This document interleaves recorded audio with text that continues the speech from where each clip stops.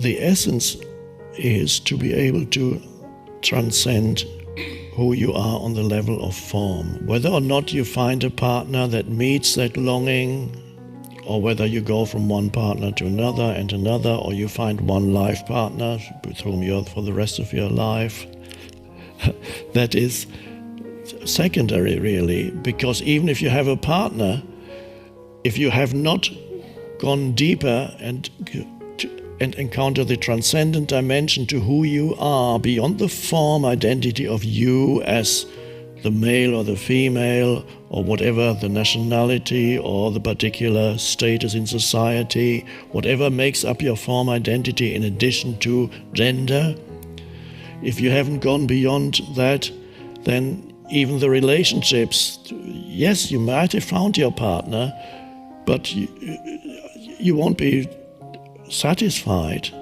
in the relationship in the absence of the transcendent dimension, the spiritual dimension. You may come to some kind of compromise and living together, somehow managing to stay together, but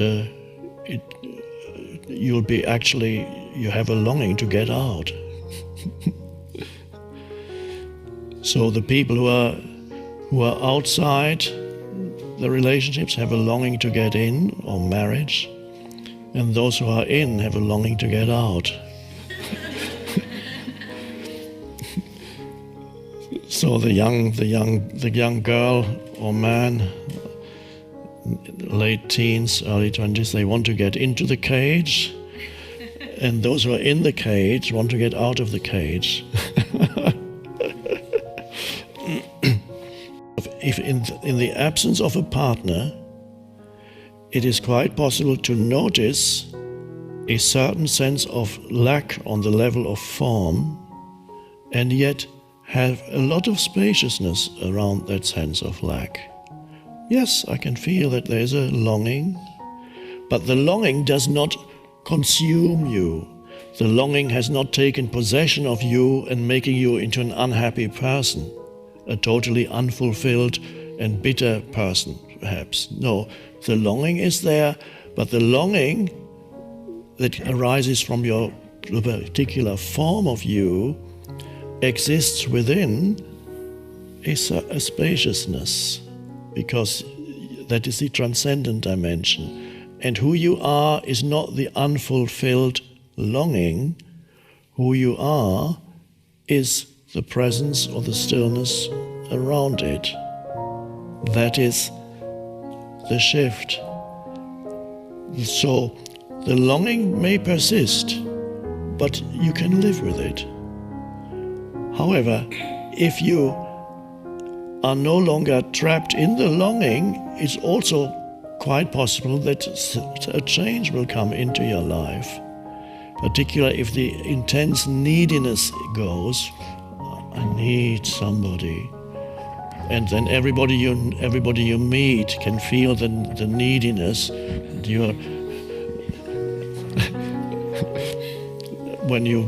When you've given somebody your phone number, you've just met, and then you're waiting for them to call, and they're less likely to call when the neediness is there. They're more likely to call when a certain spaciousness is there. I'd love you to call, I'd love this person to call me, but he may or she may or may not. And there's again a spaciousness around it. So, of course you can take action towards meeting somebody. But even there, if you haven't gone beyond the absolute neediness of needing somebody, then it's less likely to work out for you. But if you have that sense of some inner spaciousness around the longing, then the way in which you approach others changes without that absolute, that pull.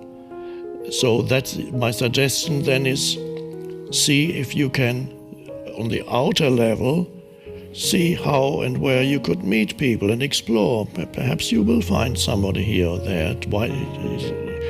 to realize that the transcendence is the most vital thing does not exclude the possibility of taking action on an outer level.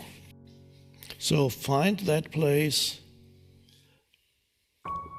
where the polarities actually are not there anymore, in the being, the I amness that's deeper than the form. And go there as much as you can. It may not totally free you of the longing, but that's okay. The longing will just become a thing that's no longer overwhelming. And then take action and see what happens.